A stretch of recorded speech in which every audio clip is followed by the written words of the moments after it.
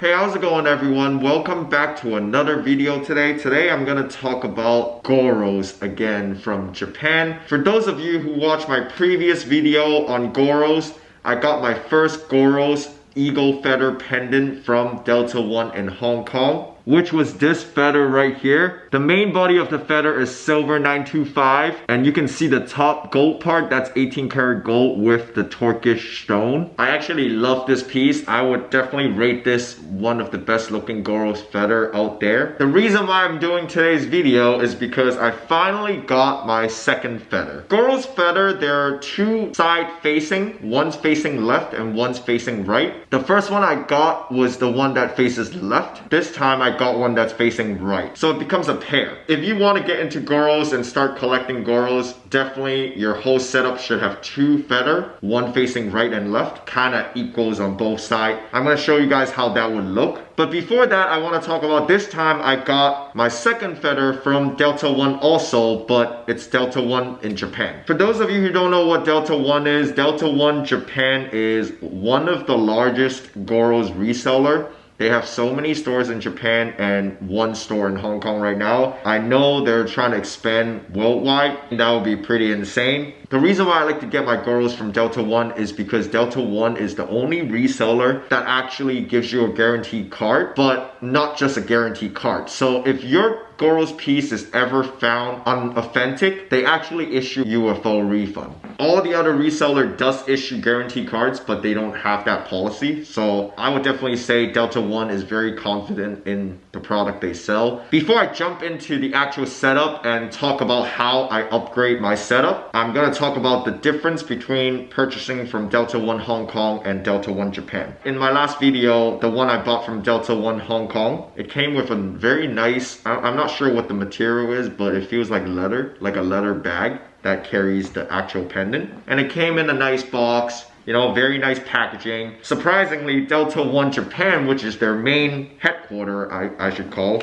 all they give you is this little paper bag with the Delta One logo on it. And the actual pendant was put in like a plastic piece. I'm not sure if it's because I didn't go to the physical store, but the guarantee card is different. The one I got from Delta One Hong Kong, their guarantee card feels more like a paper material. The one that they issue at Delta One Japan is like an actual card. A very nice looking card actually. This is how the front of the card looks. The back I'm not actually going to show, but basically it contains information on the pendant feather, like the purchase date, the actual weight, the size, the actual measurement, and the name of the product with the ID number. Right now, let's jump right into this. I'm gonna switch my camera view so you can see exactly how the new feather looks. First of all, this is my first ever GORO'S pendant, the 18 karat gold with the Turkish stone, and this is the facing left. I know facing the camera, it looks like it's facing right, but they look at it the other way. If it's turned this way, it's facing left. The new feather I got, which just arrived today, I actually rate this one the best secondary feather. When you actually do a GORO'S setup, you need a main feather and a secondary feather, in my opinion, because the secondary feather is here to even out the whole style, which I'll show you how it would look once I put it all together. The reason why I said that is because this is the plain feather without the top part like this one, and also it has the actual GORO'S logo right here on this gold piece, a very nice touch.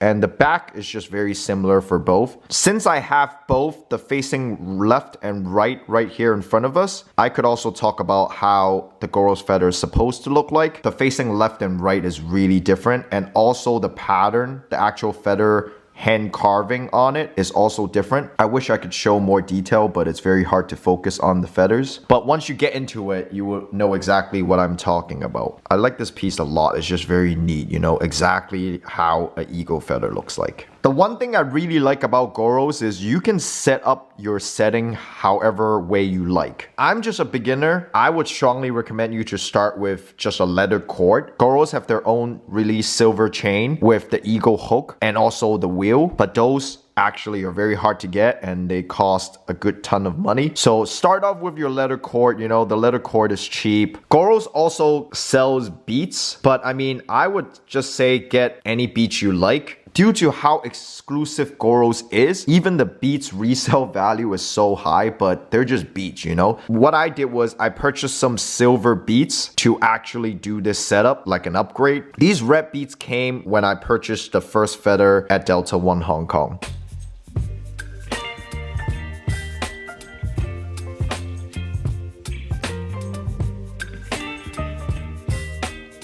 The reason why I got the silver bead is because unless you purchase the GORO'S wheel and do another leather cord tie to separate them, if not, the easiest way is to get a silver bead to separate the two feather, because if you don't separate it with this silver bead in between, it's basically gonna just keep knocking on each other and it will overlap like this, which won't look good.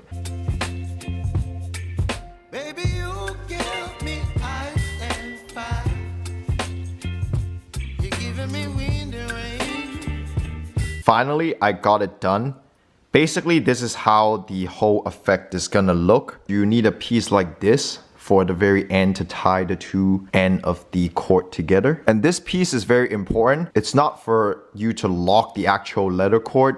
It's for you to adjust it when it's on your neck. So with this, you can push or pull so you know the length of how far you want to drop the pendant from your neck. Just a very simple tie. And with the leather cord, this is not gonna go. Like, once you tie it, it's pretty tight. And that's basically it, you know? This is how the setup will look. This is how a GORO'S beginner setup will look like on your neck, I would say.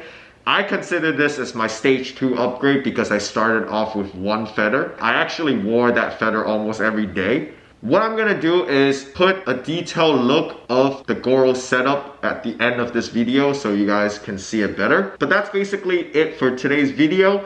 If you guys have any questions on GORO'S, feel free to comment down below. As I said, I'm still a beginner, so I'll try to answer those questions. I hope you guys enjoyed this video. If you guys haven't subscribed to this channel, please smash that subscribe button. If you guys like this video, please smash that like button. I'll see you guys very soon. Peace.